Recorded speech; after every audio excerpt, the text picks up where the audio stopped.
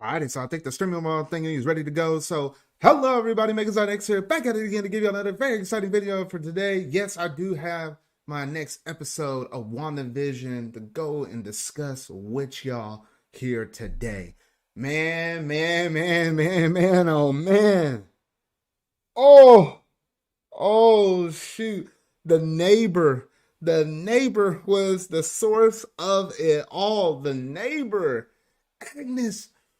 Oh my goodness gracious. Oh shoot.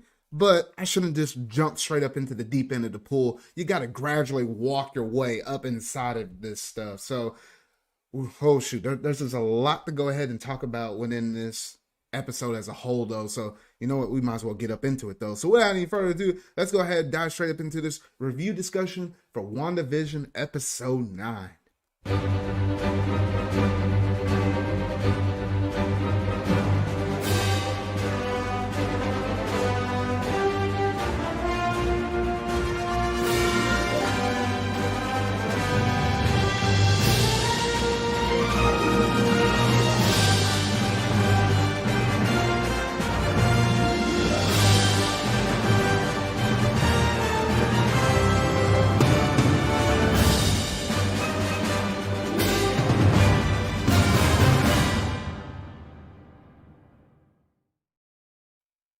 All right, so we begin the episode off with Wanda just casually just laying inside of her bed.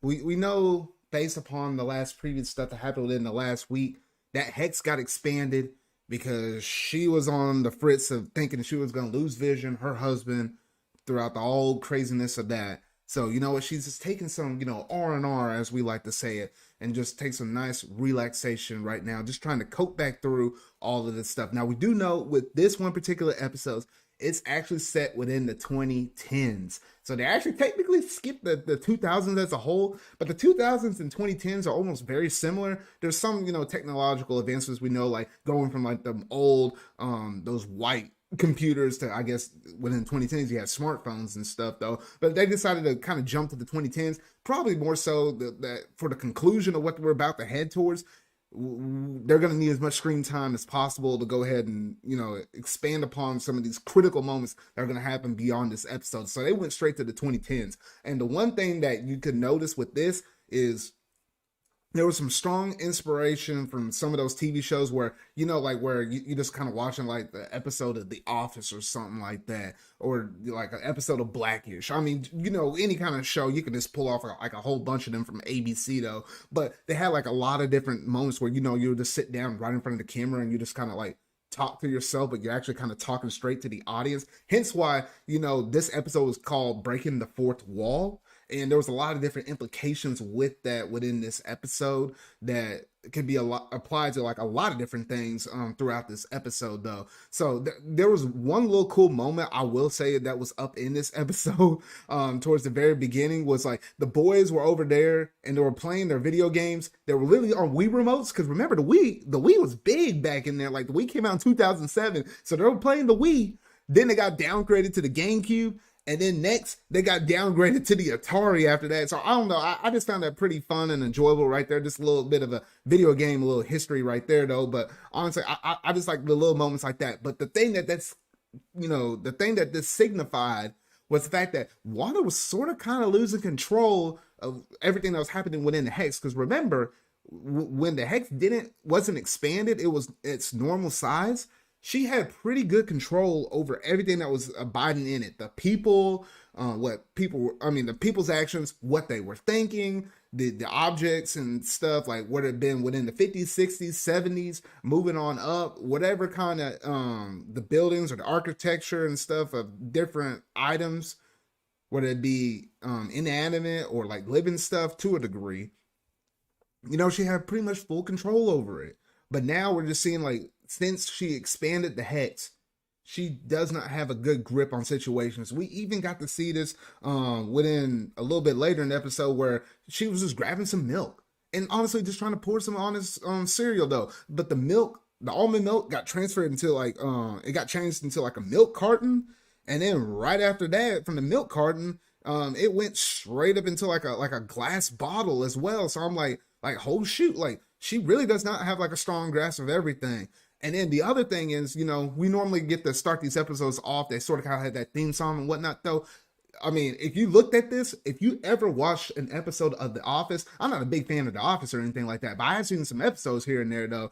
This was like strongly influenced by that, along with some other kind of TV series, though. But it was just a big emphasis on Wanda in general. Now, we get to see, right after that, we get to see some scenes of the Hex and Sword headquarters basically move from, like from the front lines. They have to get pushed back. So now this is their reserve camp. And this dude over here, man, he's trying to drum up any kind of dirt that he can and try to figure out exactly how can I get my hands on Vision. And we learned a little bit about his personal motives about this a little bit later in the episode. So things are almost starting to come all up in a line. We also get to see a little later Vision, he's A-okay. He was almost about to get himself torn up, but thanks to Wanda expanding the Hex, she does, save Vision's lives or at least for the time being, though.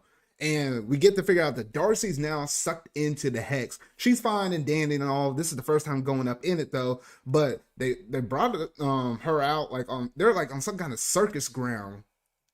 And Vision was like, wait a minute, we made this connection when I was outside of the Hex. Like we had like a mutual understanding, like stuff is not going on right. But Vision had to use his powers to kind of snap Darcy out of her, like sort of kind of like hypnosis or whatever, though, that Wanda really kind of puts on these people's minds, though, so she can kind of come back to herself, though. Now, on the flip side of things, we get to see Wanda over here, and she was talking with her boys and stuff, because the boys were complaining about, hey, stuff is kind of going crazy along with our video games and stuff like that. Oh, also, our uncles, what was up with that little scenario last night with her uncle and saying that that you can't kill father twice and all of this, and where's father at? Like, shouldn't we be out looking for him?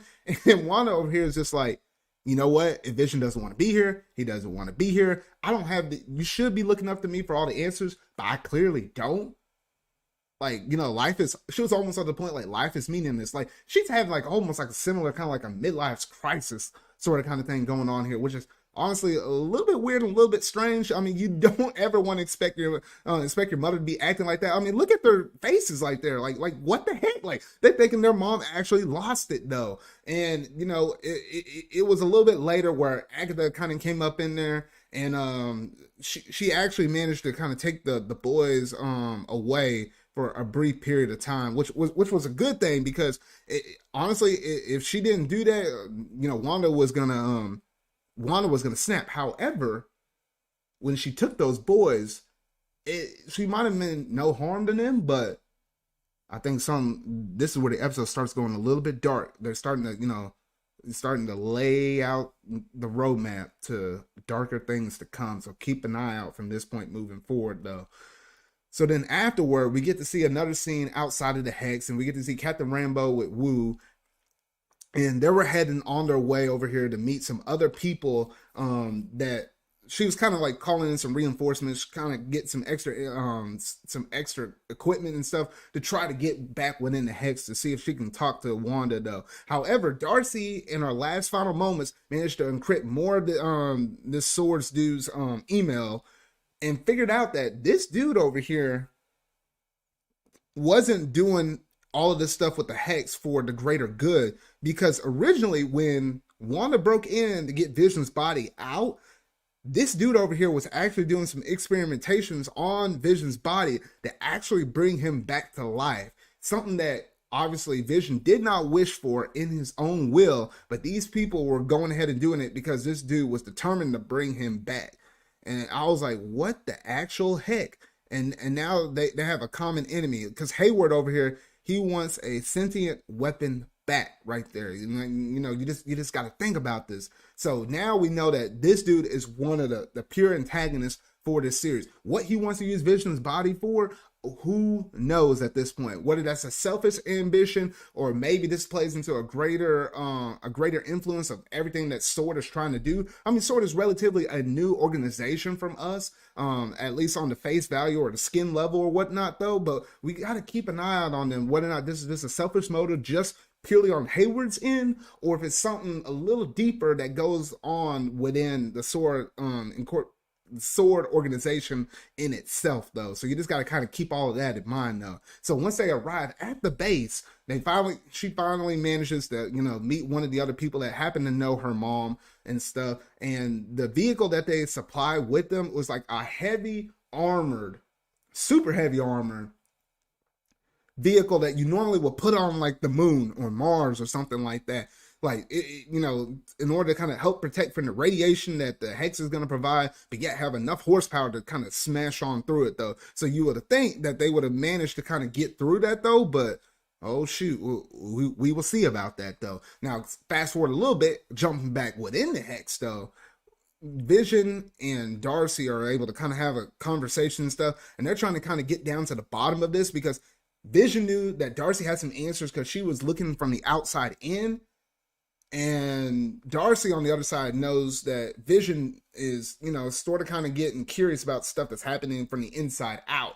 So, two and two get, put together and whatnot, though, they might be able to kind of figure out this whole entire mystery right there, though. So those two kind of race off, and they're trying to get back to the home of where Wanda and stuff is at. Now, meanwhile, we also get to see another little scene with Wanda back at her home. She's just losing more and more control with the reality that's sort of kind of been shaped around her. Originally, I was thinking in my head that with Wanda having the Hex expanded, I was thinking like on the lines of maybe because the area around her is so much bigger, she doesn't have as much control around herself. So with that, I'm like, oh, okay, that would make perfect sense why she's not able to control the stuff better. But there might be a bigger influence in play, which I have to talk about a little bit later on within this episode, though.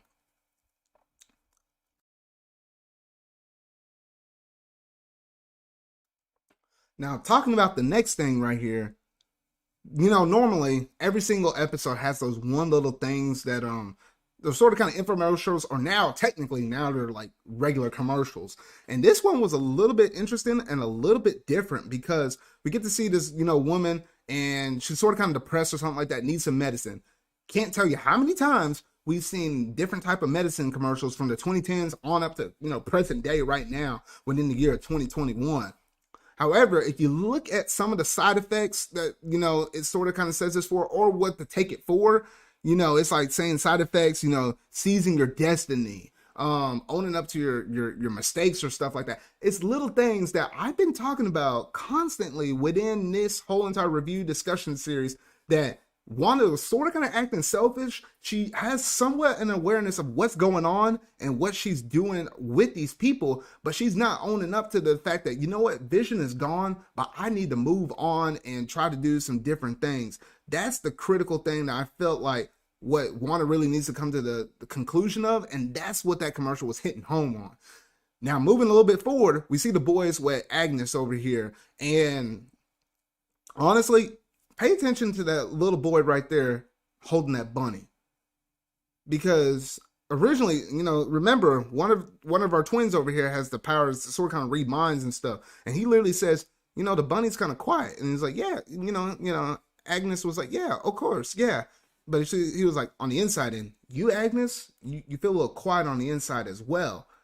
And then it was like, both the twins are kind of looking at her, and she's like, there's a little bit of a weird tension between her and the boys. And I think it was at this moment where she felt like, crap, these boys over here are literally about to get too smart for their own good. I might need to shut them up.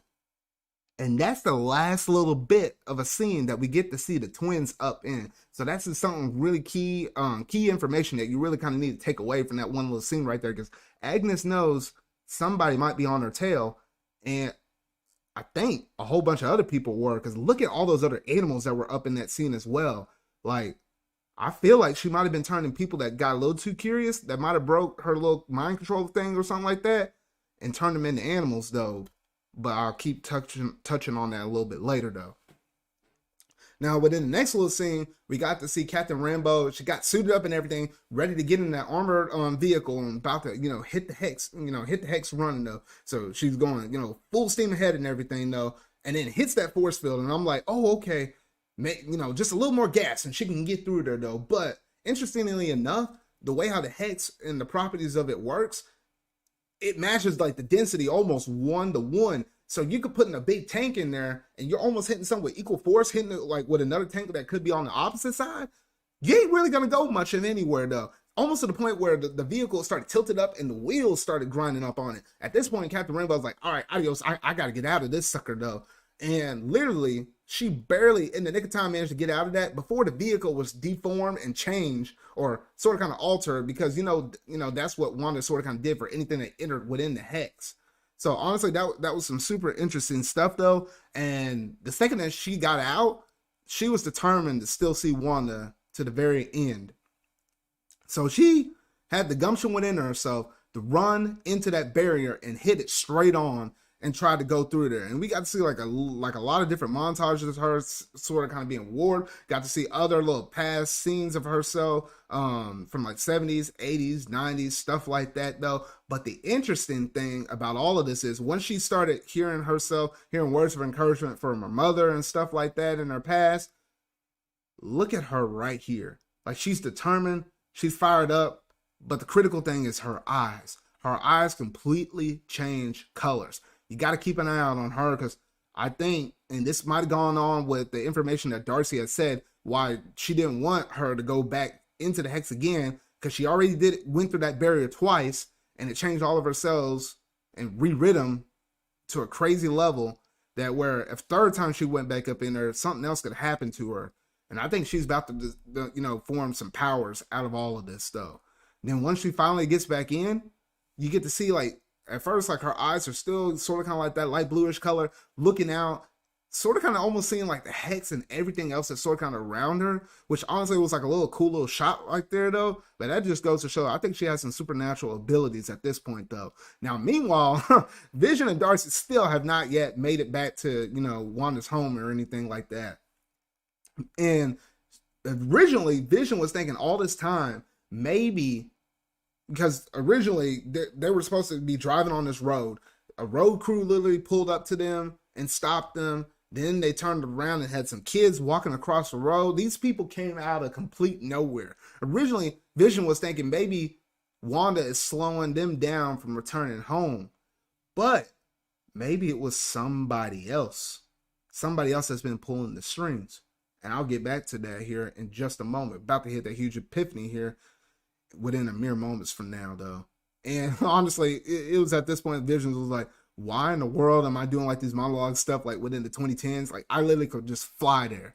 Don't know why he didn't think about that before, but he finally thought about it and he's like, all right, I'm gonna go ahead and take some action upon this stuff. Now, rewinded just a little bit here. Finally, Captain Rambo manages to finally get to the house of Wanda. And Wanda was like, how the heck did you get back up in here? No. I don't want to hear it. Get out my house before I hurt you. She literally took her powers and held Captain Rambo up in the air and was about to slam her back down into the ground though. But Rambo's like, not again. I got some powers about me now. Doesn't fully realizes it though, but it even shocks Wanda whenever she saw that little bit right there. And this is the reason why I feel like she might be sort of kind of forming some actual powers within herself. Something that she might be able to walk away from even when she exits out of the hex. But we'll have to see about all of that though. But the big thing that Rambo was trying to tell the Wanda was the fact of the matter is, I know it's tough to grieve over somebody that you lost. And coping with that is not the easiest thing in the world. Oftentimes I really want to control it or do, ABC with it. But you know what? That's part of me. I don't want to necessarily control that. That's just a part of who I am now. The experience, the life experience, the troubles, the happiness, the sadness, everything that was associated with it, it's a part of me now. I don't want to override it. I don't wish that it didn't happen. It's just, it is what it is. And what's happened has happened, but I'm going to move forward with my life and make a better future or learn a greater story or greater lesson from it as a whole. That's essentially what Captain Rambo was trying to tell Wanda. Wanda was sort of kind of almost understanding it. But then we look over here in the corner and we see Agnes with a smirk face, because literally Agnes always was that person to show up at the right time at right place at the right time for every little scenario. And I'm like, what the actual heck? Like, how in the world was she able to always do this? We're about to find out why. Now, and then she walks over there and literally walks over there to Captain Rainbow and say, you know what? We had enough. You know what? Leave Wanda alone. I think she had enough for the day. Goodbye, adios, peace. And Captain Rainbow's like, this does not even concern you, woman. But no, Agnes was determined to get her away from her. And it was for a good reason for her in her own eyes, though.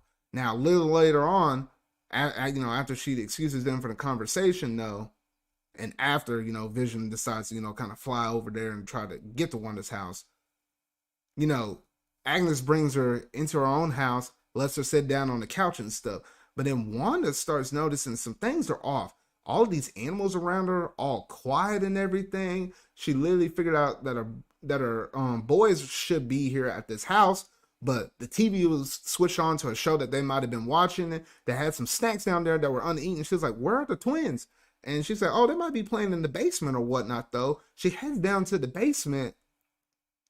And, with any kind of TV series, things always go down in the basement. Things are about to get stirred up. You always find a dead body down there. You always find a pool of blood. Something's always whack. Somebody's hiding a dead body. Something's always going down in the basement. So you knew things was about to go down during this moment, though.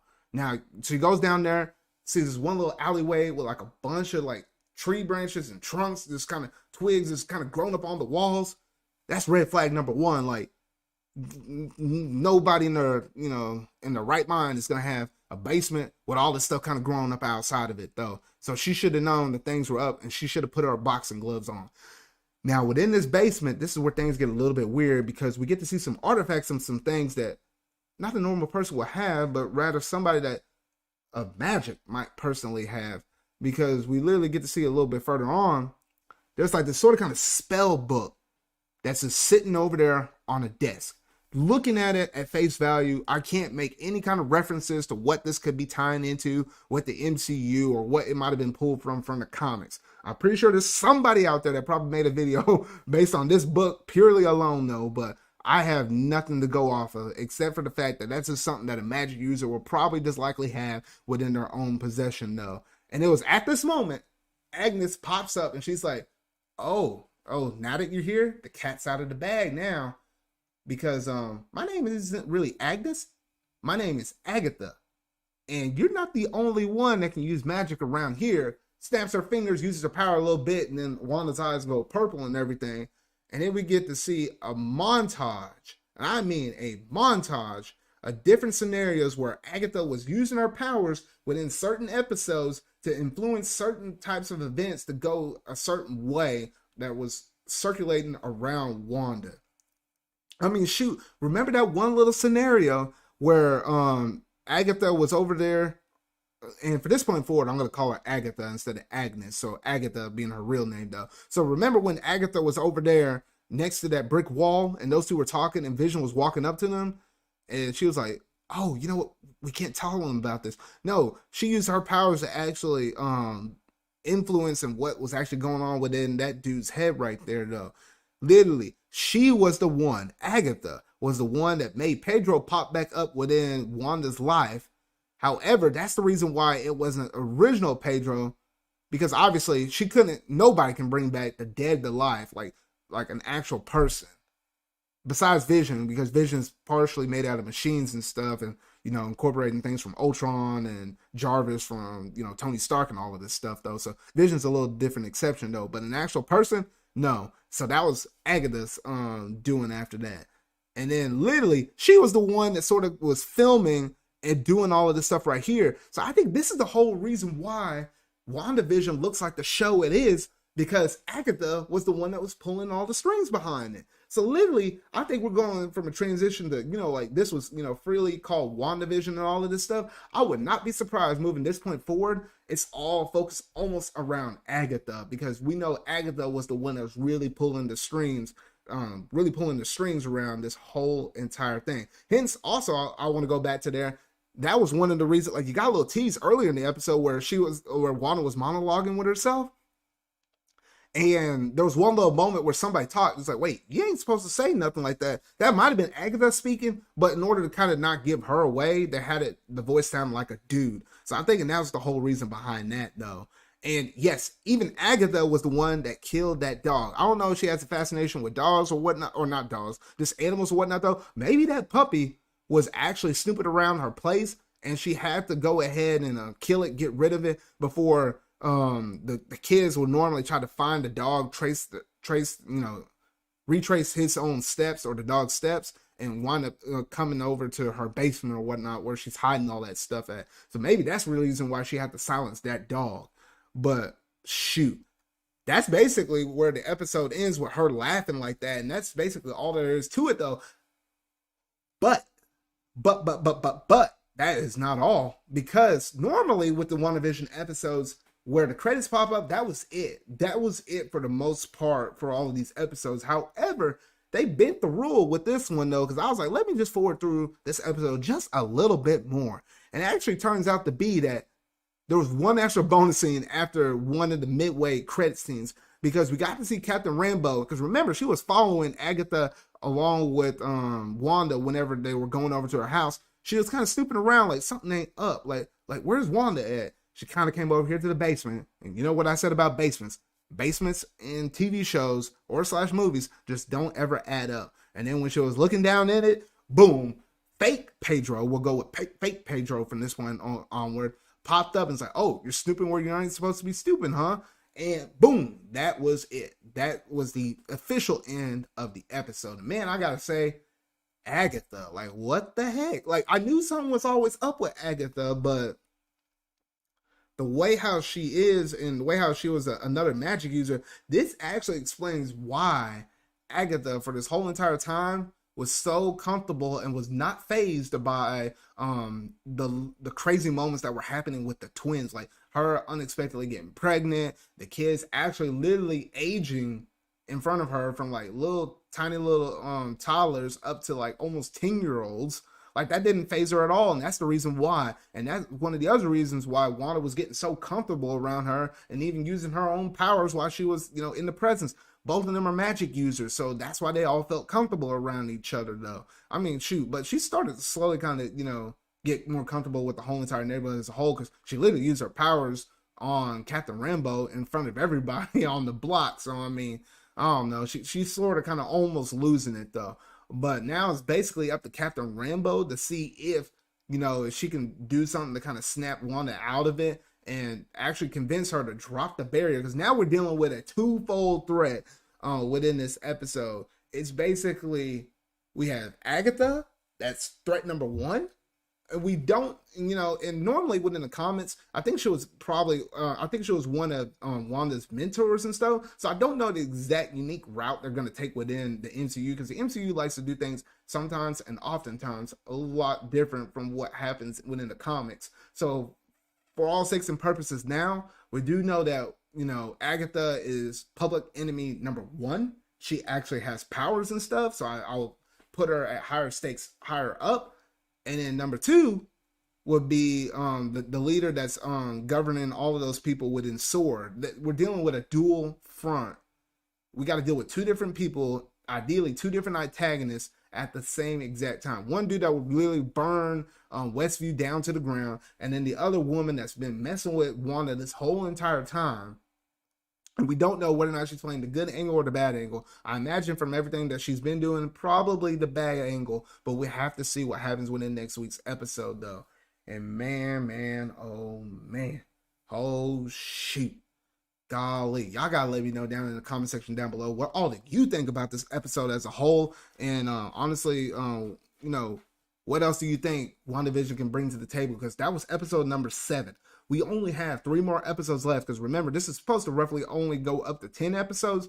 Then you have an off week, and then the week after that, we transition, and we'll be going into Falcon and the Winter Soldier, though. But y'all gotta let me know down in the comment section down below, what all else do you want to see sort of kind of presented within WandaVision? We're in the final stretch. There's no more probably going to be what the decades is. None of that fancy stuff with the WandaVision. It's probably pretty much going to be nothing but high action stakes, the normal kind of stuff, not that sort of kind of the TV comedy sort of kind of thing that we started off within the series, like really strongly within the first couple of episodes. No, this is pure normal MCU action related stuff that we're getting from this point forward though. So y'all better buckle up your seatbelts and brace yourselves, because man, we're going to be in for a good one though. But that pretty much does it in terms of my whole entire discussion, and honestly all my thoughts I had to share within episode 7 of WandaVision though. So if you really like this video, make sure to go ahead and hit that like button, go ahead and hit that subscribe button and that bell to stay up to date on all things WandaVision that I feel like discussing, y'all. So remember, y'all, until whatever video I make next, see y'all.